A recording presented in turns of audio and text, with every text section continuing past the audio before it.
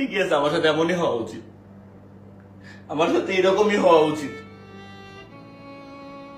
চলে গেছে, ভালো হয়েছে, খুশি থাকুক। আমার মতো জানোয়ারের নিয়ে কেউ বেঁচে থাকতে পারবে না, আমার সাথে কেউ ভালো থাকতে পারবে না।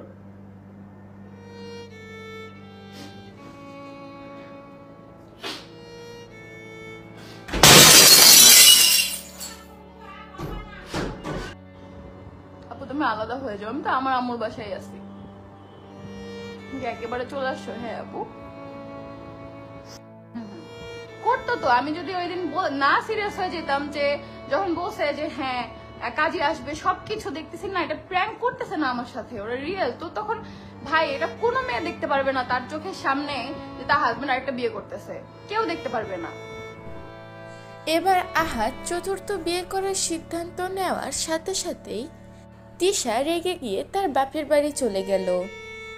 এদিকে তিশাকে হারিয়ে আহাদ পাগলের মতো লাইভে এসে ঘরের জিনিসপত্র নিয়ে হাত কাটছে। আহাদ একদম তিশাকে ছাড়া সাইকো হয়ে গিয়েছে। প্রিয় ভিউয়ার্স, এ বিষয়ে বিস্তারিত জানতে ভিডিওটি না টেনে সম্পূর্ণ দেখতে থাকুন। আসলে তিশা অনেক ধৈর্যশীল একটা মেয়ে, কারণ নিজের স্বামীর ভাগ কোনো মেয়ে কাউকে দিতে চায় না।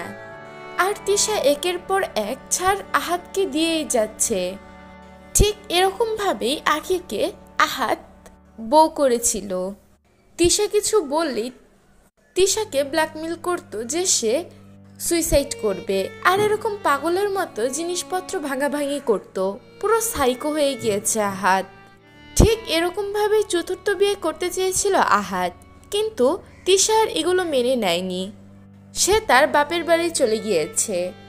প্রথম থেকেই এই বিষয় নিয়ে তিশার অনেক মন খারাপ ছিল, কিন্তু এতদিন খুব ধৈর্য ধরে এইসব মেনে নিয়েছে। কিন্তু একটা মেয়ের জন্য তার স্বামীর ভাগ দেওয়া কতটা পরিমাণ কষ্টের ব্যাপার সেটা ও জানে, কারণ ও এই পর্যন্ত অনেকবার দিছে, অনেকবার।